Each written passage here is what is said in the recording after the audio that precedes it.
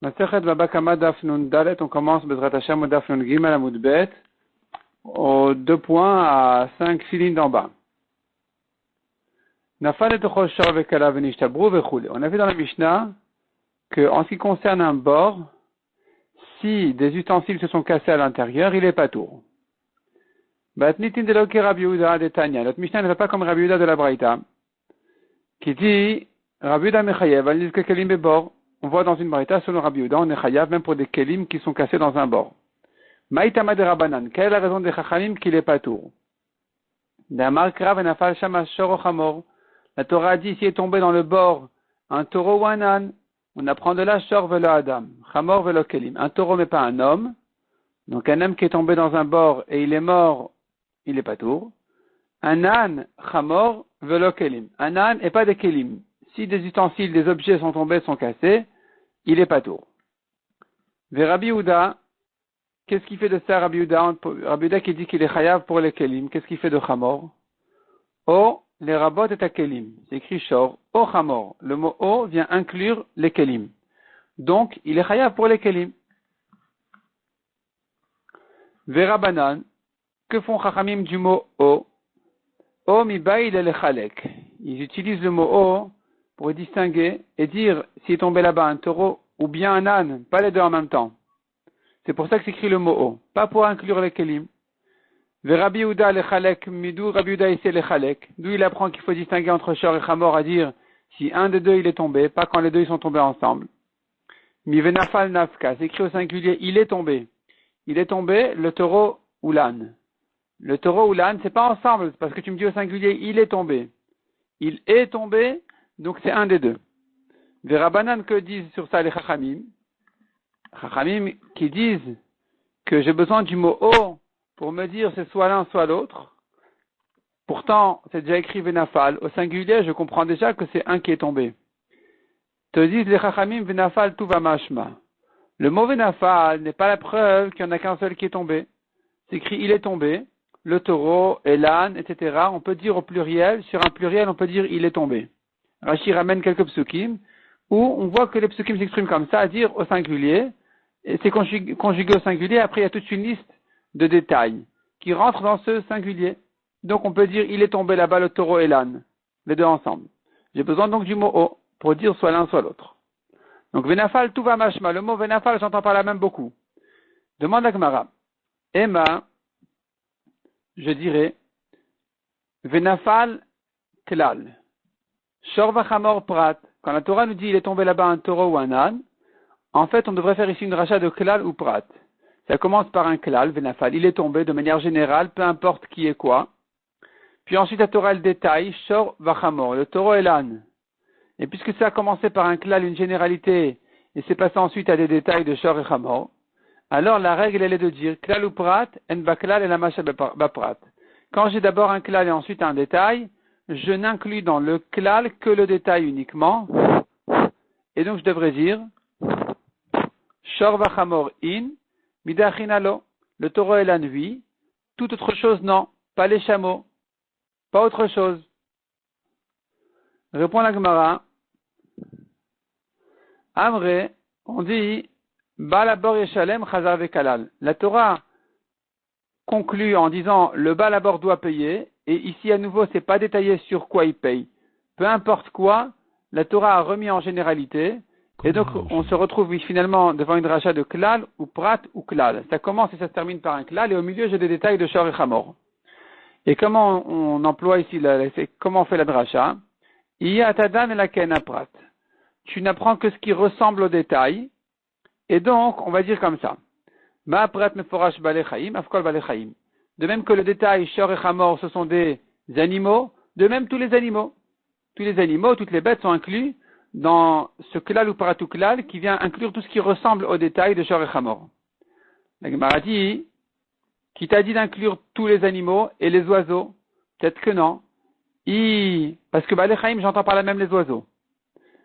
Tous les êtres vivants, sauf les êtres humains. Ima prat meforash davar shenivlatam et amabemaga masa. Si tu compares au détail, dis que le détail les meforash, il parle de quel cas? De davar shenivlatam et ama quelque chose dont le cadavre rend tamé, bemaga ou massa, en le touchant ou en le portant même sans le toucher. Et donc le taureau et l'âne, quand ils sont morts, ils rendent tamé celui qui les touche, celui qui les porte.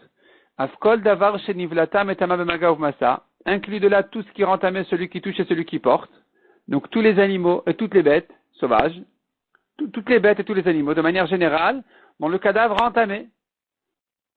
Mais aval ofotlo, mais les oiseaux ne rendent pas tamé. Les oiseaux, un oiseau mort, celui qui voit un pigeon mort, il a poussé avec son pied, il n'est pas tamé. Il a porté, il a touché, il n'est pas tamé. N'est tamé pour un oiseau mort que celui qu'il a avalé, qu'il a mangé.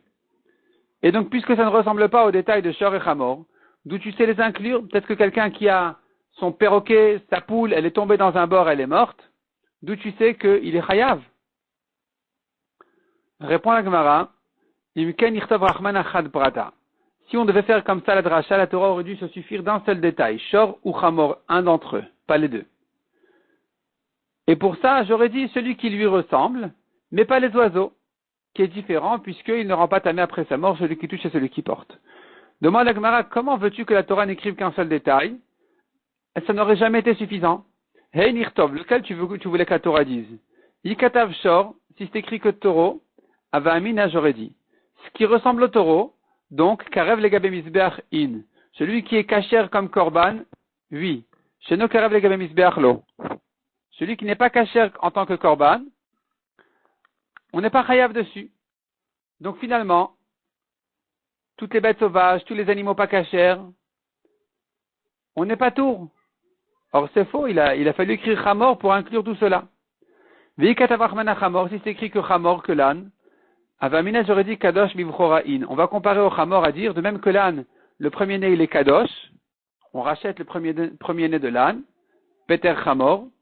Alors de même, tout ce qui est Kadosh en premier-né, Shen Kadosh Bivchoralo, mais celui qui n'a pas de Gdusha en tant que premier-né, comme un cheval, un chameau, non, il ne ressemble pas à l'âne. C'est pour ça que la Torah t'a dit aussi le taureau, pour inclure davantage. Pour te dire que, non, on n'est pas limité à ça. Tous les animaux, toutes les bêtes, on est chayav dessus. Donc finalement, d'où tu sais inclure les oiseaux? Peut-être que la Torah n'a pas eu l'intention d'inclure les oiseaux. Le fait que la Torah ait donné deux détails, c'est pas pour inclure les oiseaux, c'est pour inclure tous les animaux et toutes les bêtes, comme on a dit. Et là, Marika répond la Gemara, on apprend d'un autre passage qui dit Vamet Yelo. Le cadavre sera à lui. Donc le balabor doit payer, le cadavre sera à lui, au Nisa qui va récupérer son cadavre. En tout cas, tu vois ici, Kol de Barmita, tout ce qui peut mourir. Tout ce qui peut mourir, donc les oiseaux aussi. Demande la Gemara, Ben les Rabanan de Kamemat et les Kelim. Aussi bien selon les Chachamim qui ont exclu les Kelim et qui ont dit on n'est pas tour pour des Kelim.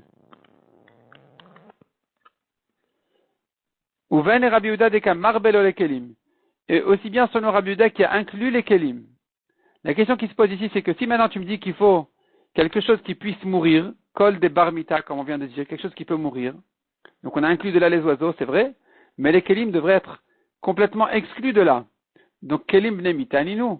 Est-ce que les Kelim peuvent mourir, les objets ne meurent pas? Et s'ils ne meurent pas, alors pourquoi Rabbi Yehuda les a inclus? Et pourquoi les Chachamim ont eu besoin de les exclure?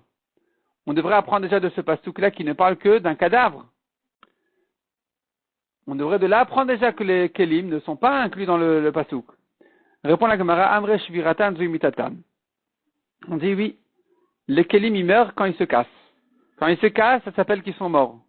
Et c'est pour ça que j'ai eu besoin, selon les chachamim, d'un pasouk, donc pour les exclure, parce que j'aurais pu croire que on peut les appeler. On peut dire sur eux qu'ils peuvent mourir quand ils se cassent. Donc j'ai besoin d'un pasuk pour dire non, il n'est pas tour. Et pour Rabbi Yehuda, on les a inclus parce qu'ils ne sont pas vraiment morts en se cassant. Ça ne s'appelle pas vraiment mourir. Et donc, il y a lieu de les réinclure. Demande la Gemara. Ou les Rav d'Amar, selon Rav qui avait dit de manière générale, Bor shechiva alav Torah, quand la Torah dit qu'on est chayav sur un bord, le hevlo ve le chavato. C'est pour la chaleur du bord et pas pour le coup du bord. Alors se pose ici la question en ce qui concerne les kelim. Qu'est-ce que les kelim ont à voir avec un bord? Quel rapport entre les kelim et la chaleur d'un bord? Ben les Rabbanan, ben les Rabbi Yehuda. Aussi bien selon Chachamim qui ont exclu que selon Rabbi Yehuda qui a inclus les kelim. Kelim b'nei havlaninu, est-ce que les kelim peuvent souffrir de la chaleur du bord? Non, pas du tout, ils se cassent du cou. Et s'ils se cassent à cause du cou du bord, alors il rentre pas du tout dans le sujet de bord, aussi bien selon Rabbi Yehuda que selon Chachamim. D'après Rad qui a dit que la Torah n'a rendu chayav que pour la chaleur. Amré répond la Gemara, bechadete. Il y a des nouveaux kelim, des mifke me'evla, qui éclatent de la chaleur.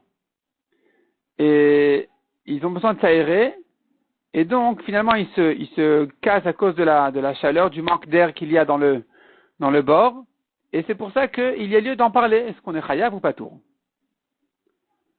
Demande la Gemara, encore une question. Haï ve'amet yelo, ce pasuk-là de ve'amet yelo, duquel on a voulu apprendre tout ce qui est barmita, même les oiseaux qui peuvent mourir.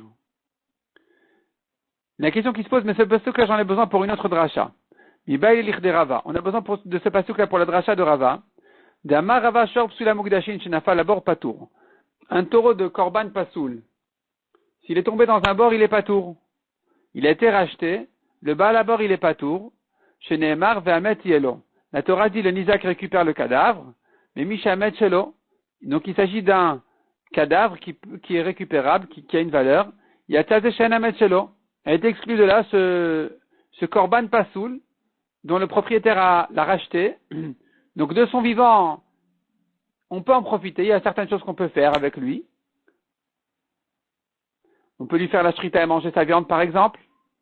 Mais une fois qu'il est mort, il n'y a rien à faire, il faut l'enterrer. On ne peut pas le vendre à un goy, on ne peut pas le donner à des chiens. Et donc, puisque c'est comme ça, alors le bas d'abord, il est pas tout, parce que la Torah dit, le Nizak va récupérer le cadavre. Ici, il n'y a rien à récupérer. Et donc se pose la question, comment tu apprends de Ve'amet Yelo à inclure les oiseaux qui peuvent mourir, alors que de Ve'amet Yelo, on a pris cette autre dracha-là, qui concerne justement ce Korban Pasoul, sur lequel on n'est pas tout, parce qu'on ne peut pas le récupérer. Et là répond la Gemara, la marquera, Kesef Yashiv Liv Alav.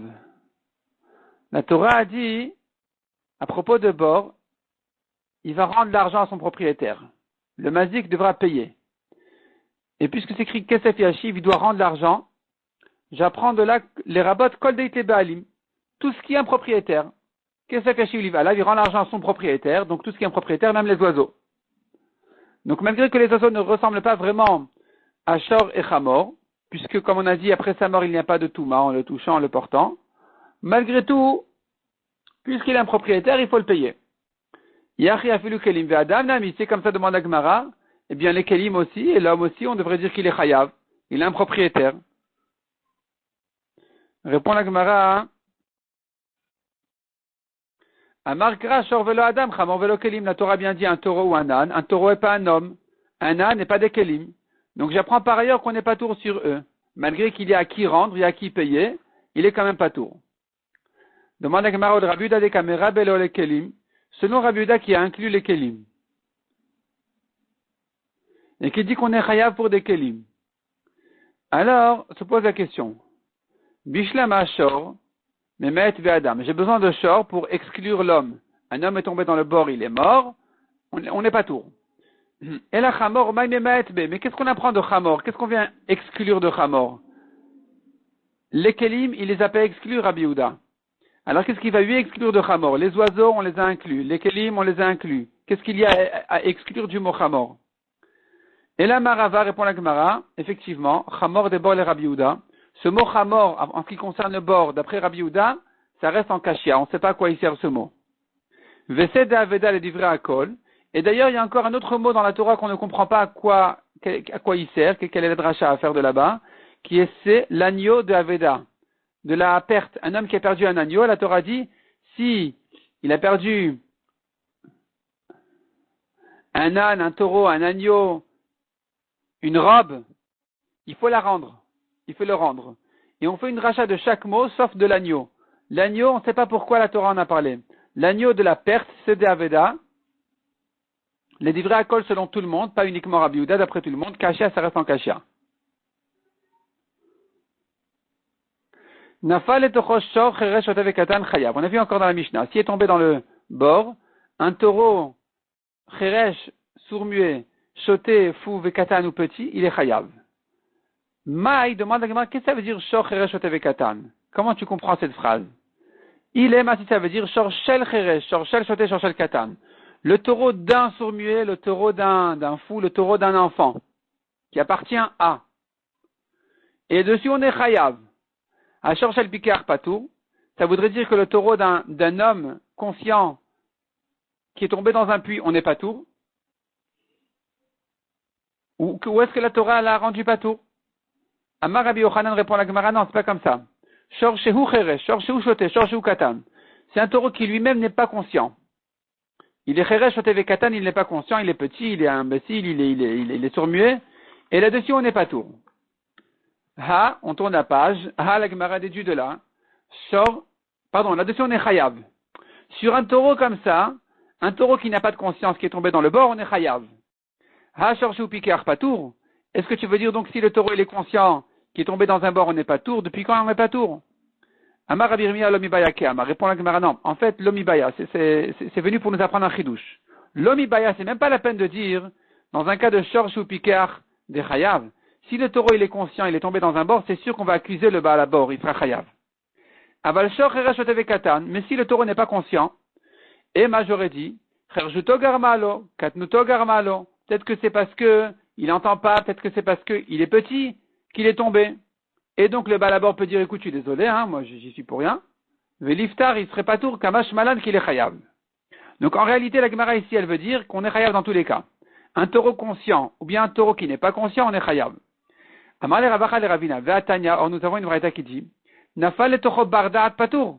S'il est tombé dans le puits, il est tombé dans le bord. Bardaat, un conscient. Celui qui est conscient, il est tombé.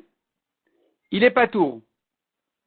Mailav Shor Bardaat, n'est-ce pas qu'il s'agit même d'un taureau conscient? Il s'agit d'un taureau conscient qui est tombé. On n'est Patour.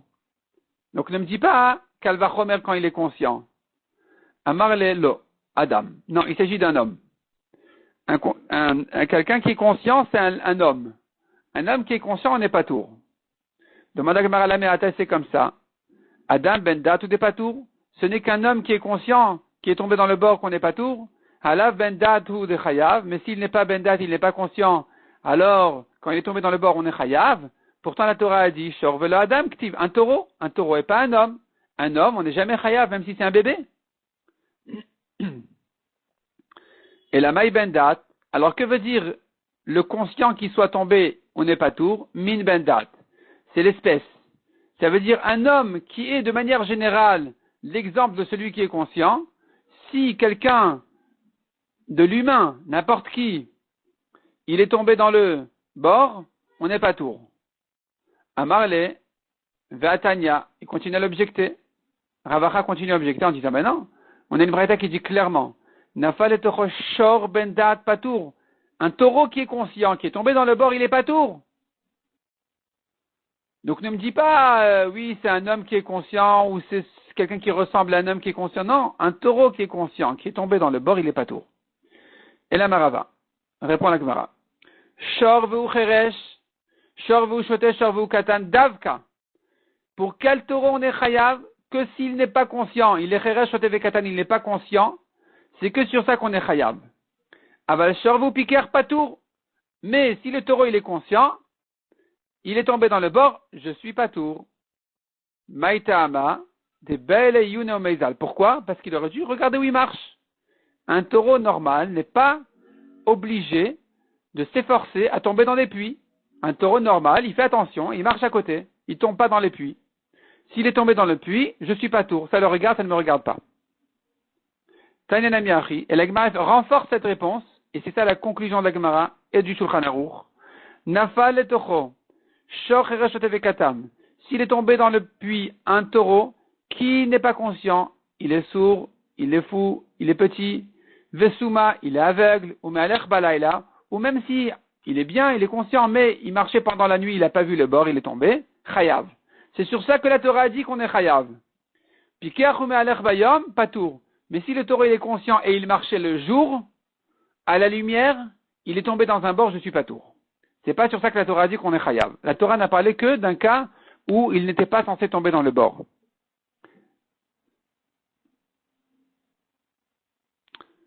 la Torah, je reprends, n'a pas parlé d'un cas où il était conscient et qu'il n'était pas censé tomber dans le bord.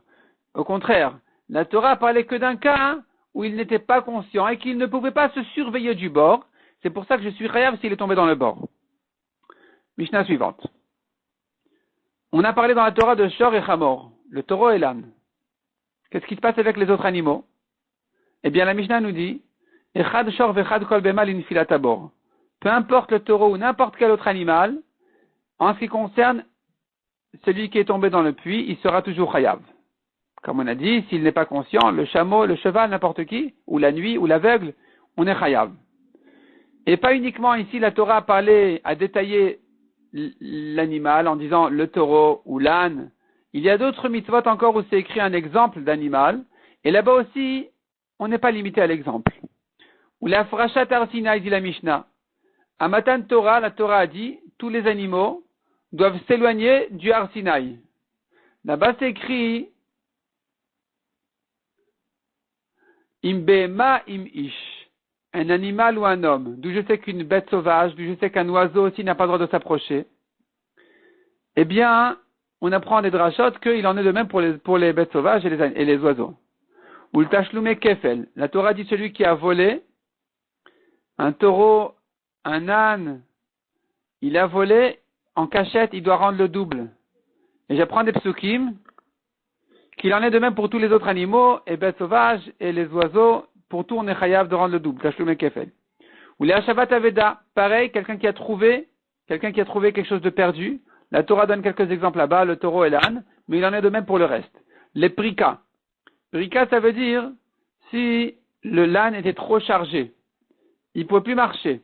On a la mitzvah de l'aider et le soulager, d'enlever du fardeau. Et là-bas, on parle de l'âne, mais il en est de même pour les autres. Les chassima. La Torah dit, le tarsom shor bedisho. Quand le taureau, il bat le blé, il travaille, tu n'as pas le droit de lui fermer la bouche, tu n'as pas le droit de lui empêcher de manger. Il est en train de voir du blé, il veut manger, et tu le retiens, tu n'as pas le droit, c'est interdit. On parle là-bas de taureau, mais il en est de même pour le reste. L'ekilaim, mélange d'espèces.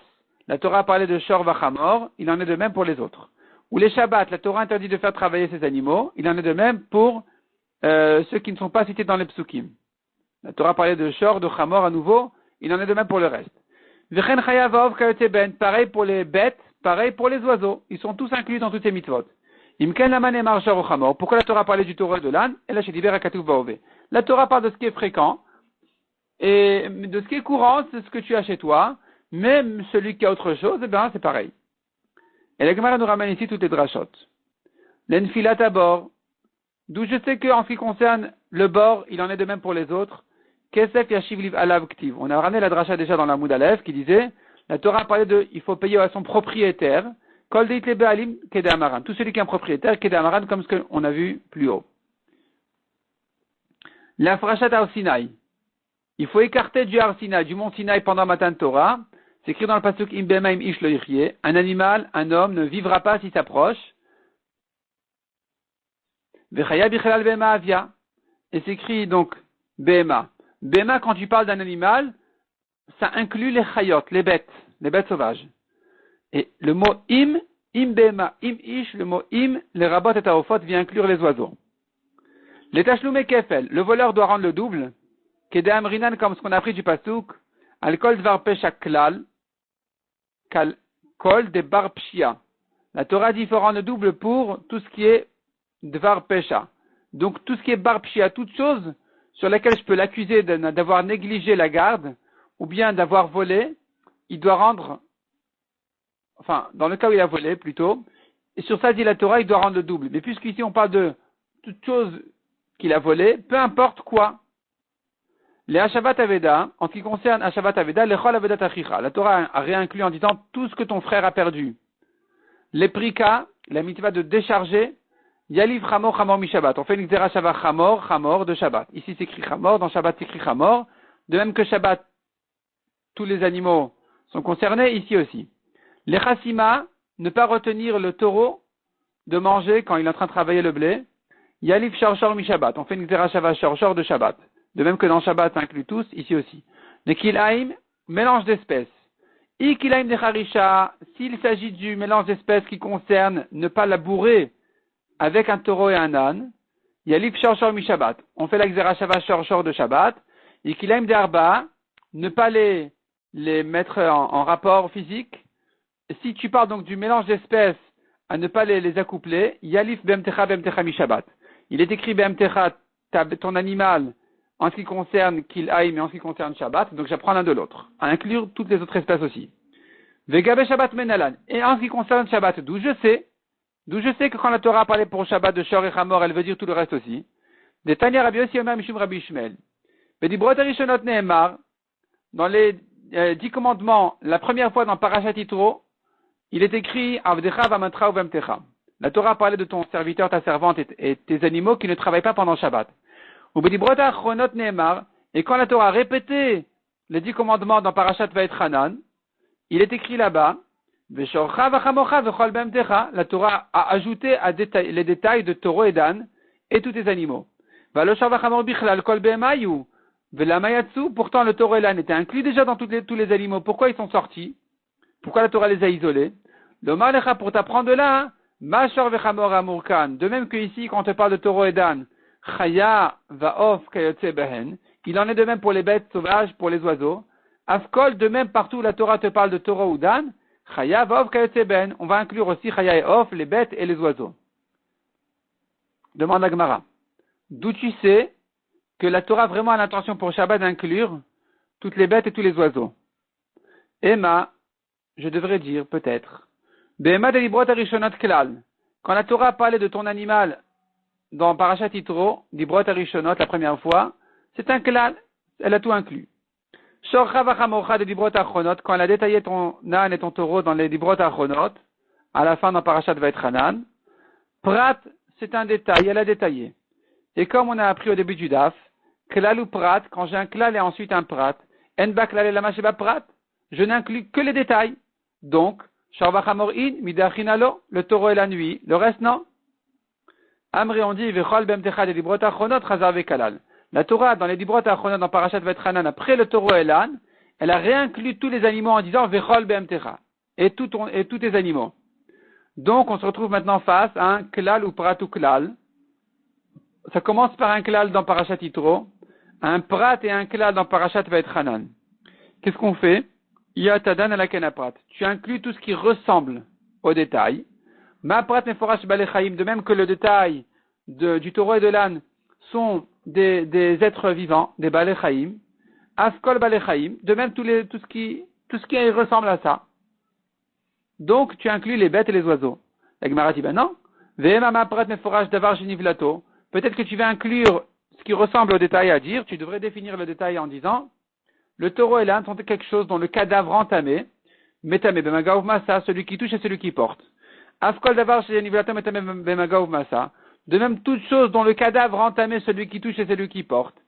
Avalofot lo, mais pas les oiseaux. Amre imken, on dit si c'est comme ça, nirtavrachmanachad prata.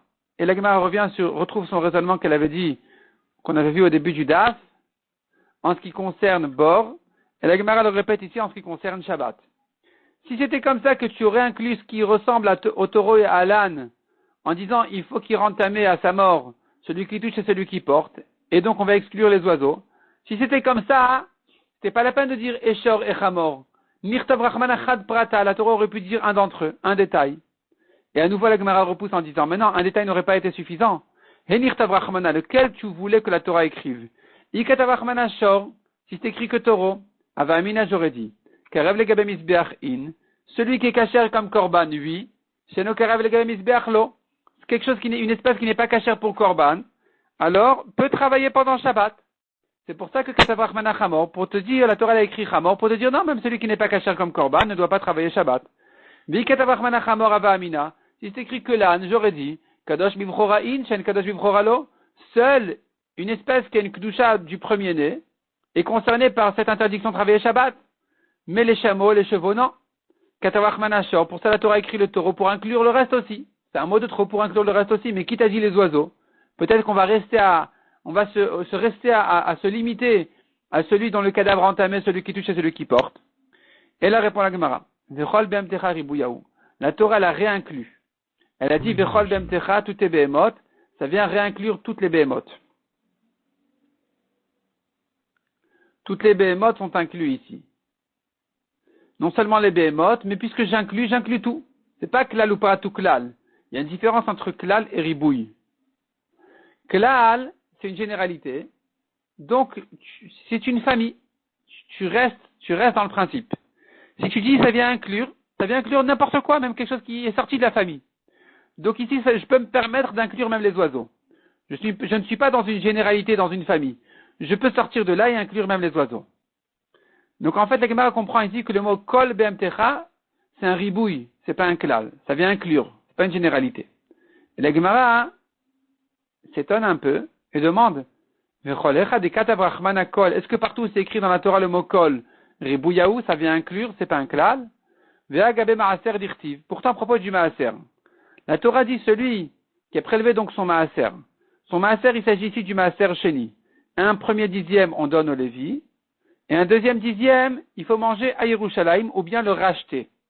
Le racheter, puis avec l'argent qu'on monte à Yerushalayim, on prend l'argent à Yerushalayim, on achètera là-bas de quoi manger. De quoi manger là-bas. Et là-bas, c'est écrit kol. Ce mot kol, il apparaît aussi en ce qui concerne le maaser. Mais kadarshinan lebe klal ou prat, et on en fait une rachat de klal et prat, et pas de ribouille. On dit pas là-bas, ça vient inclure n'importe quoi. On dit non, c'est une généralité. Des Tanya, comme on voit dans une braïta, à propos du maaser sheni, c'est écrit venatata kesef vechol asher te'aven nafshecha. Tu mettras l'argent, tu placeras l'argent dans tout ce que tu as envie de manger. Que là, c'est une généralité, on n'a pas détaillé quoi. La Torah ensuite continue et dit babakar ou vatson ou vayain ou vashechar. Les bakar, donc les vaches, batson, les moutons, les chèvres, ou bayain, c'est le vin, ou bashechar, Bashechar, c'est les boissons alcoolisées. Prat. Donc la Torah ici, elle nous a détaillé quoi acheter avec l'argent du maaser sheni que j'ai monté à Yerushalayim. Et la Torah continue et nous dit, et tout ce que désire ton âme, tout ce que demande ton âme, tu achèteras avec. Chazar vekalal, à nouveau c'est un klal. Donc tu vois que le mot bechol asher tishalchan nafshecha, tout ce que, c'est un klal. Et donc, j'apprends de la klal ou prat ou klal, et atadan la kana prat, qu'est-ce qui ressemble au détail?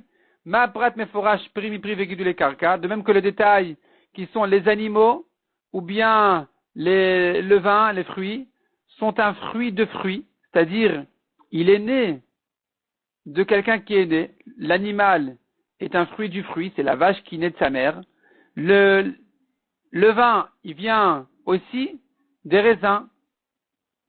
Shechar, ça vient des dattes, c'est une bière de dattes, une espèce de liqueur de dattes. Et donc, toutes ces choses-là sont des fruits qui viennent de fruits. Ça vient de quelque chose qui lui-même a poussé d'ailleurs. Afkol primi privé les karka. Apprendre de là tout ce qui vient de quelque chose qui lui-même vient d'autre chose. Et à condition que ça pousse de la terre. Et donc, on va exclure de là, comme dit Rashi, les champignons, l'eau, le sel. Ces choses-là n'ont pas poussé de quelque chose qui a poussé. Parce que les champignons, ça pousse de l'air, pas de la terre. Et ils viennent pas c'est pas que j'ai semé des champignons, j'ai planté, non. Ils poussent d'eux-mêmes, avec l'humidité. De même l'eau et le sel, je n'aurais pas le droit d'acheter de l'eau et du sel avec de l'argent de maaser sheni. Et de même les poissons, qui ne poussent pas de la terre, ne pourront pas s'acheter avec de l'argent du maaser sheni. Donc tu vois que le mot bechol asher tishalchan nafshecha, le mot bechol ne vient pas inclure n'importe quoi. Il reste dans une famille, il reste dans une généralité. Et comment tu me dis qu'en ce qui concerne Shabbat, on va dire que la Torah vient inclure même les oiseaux par le mot kol, bechol be'emtecha. Répond la Gemara, il y a une différence entre bechol et kol. Amré, on dit bechol klala. En ce qui concerne maaser sheni, c'est écrit bechol asher tishalchan nafshecha. Tu placeras l'argent dans tout ce que désire ton âme. Le mot bechol dans tout, c'est un klal. C'est une généralité. Par contre, kol, le mot kol, tous tes animaux, qui est écrit pour Shabbat, ribouya, ça vient inclure. Quand tu dis bechol dans tout, tu restes dans un club, tu restes dans une famille. Quand tu dis kol, tu as tout. Le mot tout vient inclure plus que klal. C'est pas un klal, c'est un ribouille. Et donc, en ce qui concerne Shabbat, je vais inclure les oiseaux. Mais en ce qui concerne Maser Sheni, je reste dans un klal ou paratu klal. Ibaïtema ou bien dit la Gemara, kol nami klalaou. En fait, tout le temps, le mot kol n'est qu'un klal, ce n'est qu'une généralité, c'est pas un ribouille, ça ne vient pas inclure ce qu'on a envie. Miou, cependant, en ce qui concerne Shabbat, ha'ekol de'ach haribouyahu. Ici, ça vient inclure. C'est différent des autres cols de la Torah. Pourquoi? Midehaval le mirtav, puisque la Torah aurait pu dire, elle aurait dû écrire, uvhem techa, et ton animal. Que dire-t-il velibot arishonot, comme ce qui est écrit, dans les premières dibrot. Vekatav vechol behem techa. Pourquoi ici elle a changé la Torah, elle a dit vechol, alors qu'elle aurait dû dire uvhem techa, comme c'est écrit au début? Donc le mot vechol ici, il est vraiment un mot qui vient pour une racha spéciale. Shmamina ribouya. Ça vient pour inclure, c'est pas qu'un klal, ça vient inclure. Et la Gemara dit, hashtag amrat kol ribouyahu. Maintenant que tu me dis que le mot kol vient inclure. Alors revient à la question. BMTcha des dibrot arishonot. Finalement, quand c'est écrit BMTcha dans les premières dibrot, Veshor vachamor des dibrot achonot, et Toro et l'âne qui écrit dans les dernières dibrot, la Mali, pourquoi c'est écrit comme ça? Finalement, tu m'as tout réinclus? Amré répond la Gemara. Shor, l'agmoré shor shor le chassima. J'ai besoin de shor pour m'apprendre en ce qui concerne shor de chassima, où la Torah interdit de retenir le taureau d'empêcher de manger. La Torah interdit de retenir et d'empêcher le taureau à manger quand il est en train de travailler le blé. Eh bien, j'apprends justement de shor de Shabbat, par une Gzera Shabbat, c'est pas uniquement un taureau, il en est de même pour n'importe quelle bête. Chamor, le mot chamor de Shabbat, me servira pour une racha qui va m'apprendre à prika. Les agmouré chamor chamor les prika, à décharger. BMTcha de Shabbat, l'agmouré BMTcha les kilaim. Ça vient m'apprendre pour kilaim les mélanges d'espèces. Que là-bas aussi, il ne s'agit pas forcément du taureau et de l'âne. Yachi, c'est comme ça demande la Gemara. Afilu Adam litzar. On devrait interdire à un homme aussi. Un homme aussi n'aurait pas le droit de tirer une charrette avec une bête, puisque tu me l'apprends de Shabbat, que toutes les bêtes sont incluses. Or, dans Shabbat, l'homme non plus n'a pas le droit de travailler. Donc, je devrais interdire à un homme de tirer une charrette avec une bête, avec un taureau ou un âne. Allah matnan, on s'écrit dans une Mishnah, Adam mutar imkula nacharosh velimshor. L'homme a le droit de travailler avec tous les animaux, aussi bien de labourer le champ que de tirer des poids, des charrettes. Or, si tu apprends de Shabbat à inclure tous les animaux, tu devrais inclure l'homme aussi. Amar Rafapa répond la Gemara, Papunae, les chachamim de Papunae, qui sont Ravacha Bar Yaakov, Yadeta Madamilta, ils connaissent la raison de la chose. Umanu Ravacha Bar Yaakov, de qui il s'agit de lui, de Ravacha Bar Yaakov, Amarka la Torah dit, les manianoach avdecha vamatra kamocha. La Torah dit afin que se repose ton serviteur et ta servante comme toi. Les anachai kashtiv, velore davar acher. Le serviteur et la servante ont été comparés aux animaux à ne pas travailler Shabbat uniquement à cette mitzvah-là, à l'emanianoach, à la mitzvah du repos. Au repos de Shabbat, je compare les êtres humains, comme ton serviteur et ta servante, aux animaux qui doivent aussi se reposer. Mais pour les autres choses, ils ne sont pas comparés aux animaux. Et donc, pour les autres choses, malgré qu'on inclut tous les animaux de Shabbat, à interdire les mélanges d'espèces, à ne pas labourer ensemble, à ne pas tirer des charrettes ensemble, eh bien, en ce qui concerne par contre les êtres humains, on ne les a pas comparés aux animaux pour la mitzvah de Kilaim.